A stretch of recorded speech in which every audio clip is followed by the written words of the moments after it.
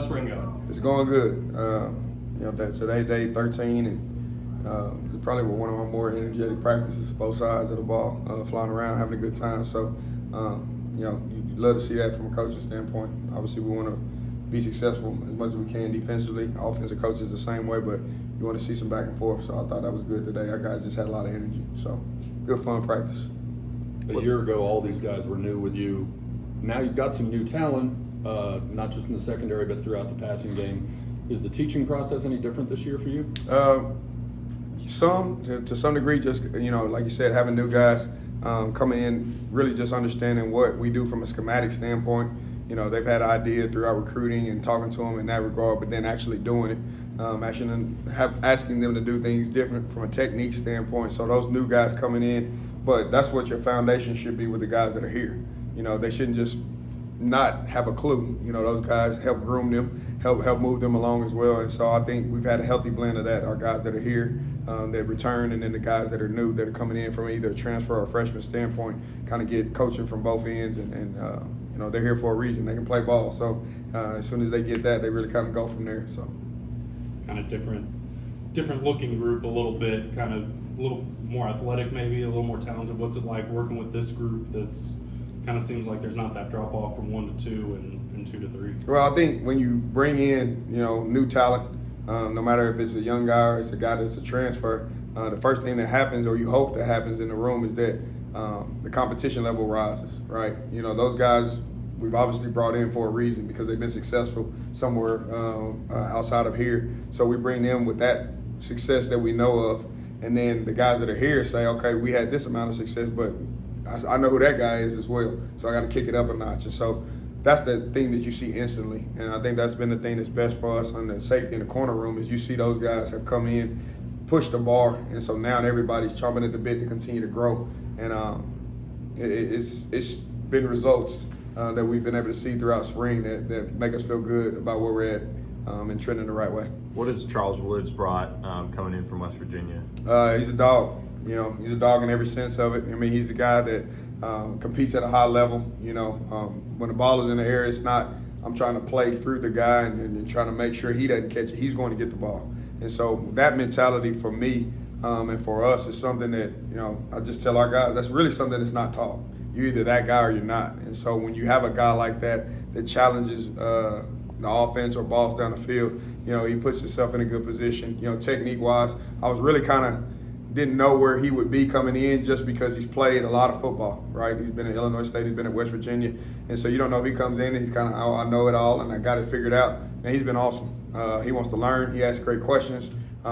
He has a high football IQ, so when he's in that meeting room and he's asking those questions, he's having those conversations, all of the guys in there are kind of been able to grow if they haven't already, been in that spot. But our relationship has been awesome, and so he'll be fun to watch.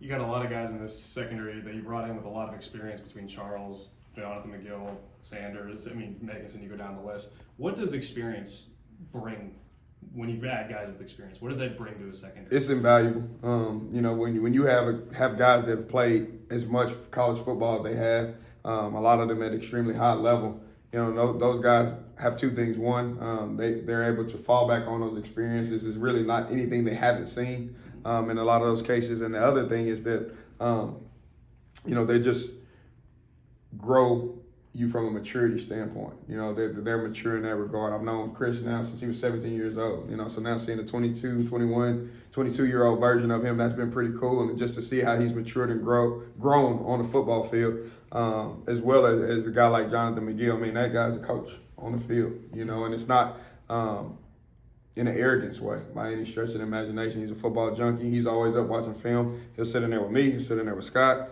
He's just kind of door to door once he's done from an academic standpoint and trying to learn and gain as much knowledge as possible. And so that experience will grow a guy like A.J. Davis, who's in semester 2 of his college career. Smoke, is only in semester 2 of his college career. So some of those things that they haven't seen, don't know, they're able to learn not only from me, but from the guys in the room with that experience. What have you seen from A.J. Davis and Smoke out there? I mean, the two kind of young guys that are out there. AJ has been up and down, right? Just coming in and now understanding that he has expectation. When you come in the door as a freshman, there isn't really expectation, right? You want to see where they fall, or, where they develop. Where now he has expectation to be able to compete for one of the starting positions. And so, sometimes that can weigh heavily on you, and sometimes they respond well. It's been a little bit of a healthy back and forth for him in that regard, but he's continued to trend the way that we expect him to going into year 2, for us. But Smoke, he's pretty good now. He got a chance to be pretty good, I guess I should say. He's a blank slate as far as, where he is technique-wise and all of those things. Yes, he learned, a semester's worth of things at LSU, but now you come in and he really doesn't have anything that's truly refined from a skill standpoint. So we get to build that. We get to build the good and the bad habits that he may have. And so you've seen him just grow tremendously in 13 practices. I'm excited about where he is. Just got to continue for him to do what he needs to do as a college student, right, which is outside of just football. It's like, making sure you take care of everything academically, socially, and just growing, because he's still, 18, 19 years old, and this is still new to him, no matter if he's from right down the street or not, so. You mentioned Meganson, who obviously, again, you've known for a long time. What did you like most about his game, or what was it about him that when he put his name in the portal made you want to go out and get him and bring him to Dallas? So Chris is a guy for us that technically is already built to what the expectation is, right? He's grown through coaching, and right, we've been separate for a year, you know what I mean? So first 3 years I had him, didn't have him last year, now have him back. And so you kind of take and get rid of some quick mistakes or habits that may have formed in that time, but he comes right back in and steps into what we do, understands the defense, and so when I'm talking on the field, when I'm talking in the meeting rooms, like, this is all things he's heard before. Nothing is new for him, or not much is new for him. And so to see him come in and now, instead of just having him at that 17-year-old freshman that you had to teach all those things, I expect him to push the room. I expect him to know, keep our guys in good standing from being on time and all of those things that come outside of the football portion of things. He's going to pull them to the side, Coach Hunley really don't like this, or, hey, he does like this, and so those things help, right? Because now our relationship, me and him, as well as the room, just continues to strengthen and grow. And so it's been exciting to see, and glad to have him here for sure. Coach Likens talked about it with Mello and Keyshawn, but what does it mean when a kid kind of picks you a second time, that obviously the experience was good the first time through, and that kind of relationship is solid enough, and he respects you enough, and obviously you respect him enough as a player to want to coach him again and bring him in? No, I won't lie, that's awesome. It's awesome, because you hope that the time that you have these young men, hopefully for 4 years, most of them, you have them in that 4 years, and you can leave an imprint on them from a positive standpoint. Every day is not going to be a good day. There's going to be some days where I'm going to chew your tail and I'm going to get after you, but at the same time, that I care, that I love you, and I do. I love Chris, have grown to love him, when he decided he was coming here and everything was official, like, my son called him and he was fired up about it. So, I had to take him to dinner and tell him the good job from a recruiting standpoint. But, just to have that relationship that you've built with a young man, and for him to recognize that, and for him to say, hey, I want that experience again, because I know what I'm getting off the field.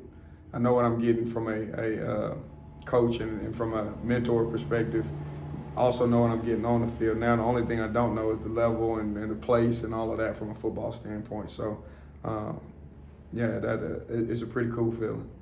When you're a new coach to a new school, obviously it seems like you got to teach some things, especially from a schematic standpoint, from the ground up a little bit. Were there points in last year where you kind of had to maybe be patient a little bit, and maybe this year with all the experience you have coming in, including a guy you used to have, it's like, all right, let's take it up a notch? Yeah. So the big thing for us last year was just trying to understand what you have, you know what I mean? Because you have 15 practices in the spring, and then you got summer, OTAs, and next thing you know, you're playing, at the beginning of September. And so you still don't really know until you get into those fights, you get into those tight games, you get into the big games, you get into, games where you get your tail whooped. And now, how do we respond? Who are we when we win? Who are we when we lose? Who are we when we finish the season? And just learning and understanding what that identity is. Coming into year 2, sitting down with Scott, our defensive staff, our offensive staff as a whole, and saying, okay, I know these are things that we need to pinpoint and work from a spring ball standpoint. These 15 practices instead of accomplishing a laundry list of things, those things have now narrowed, and you say, okay, what do we look like from a base standpoint? What do we want to get better at?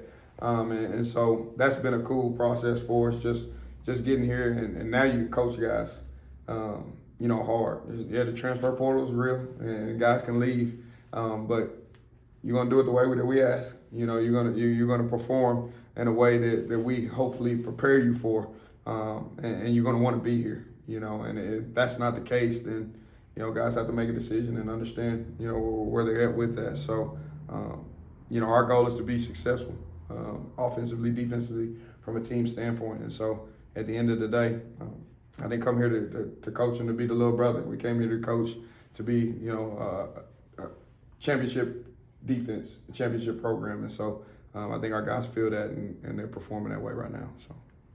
How much does depth come into play and help play at that level consistently from the start of a game to the end of the game, from start of the season to the end of the season? Huge, because right now you're like holding your breath year one, like, please, Lord, you know what I mean? If that guy go down, who's next? Just from, like you said, a depth standpoint. And you can't come in and flip the whole roster in year one. You got to see what you have. And so now you're able to recruit. You're able to understand what you needed to fill holes or to make that depth, or to make us just a more cohesive unit and team. And so now I feel very confident that we can roll several guys out there and be able to compete at a high level. That competition that we talked about comes into play as well. But just in year two, you think you feel successful, or not successful, but you feel strongly that you've done a good job in the offseason putting together the right components to make sure that we're what we expect to be offensively and defensively.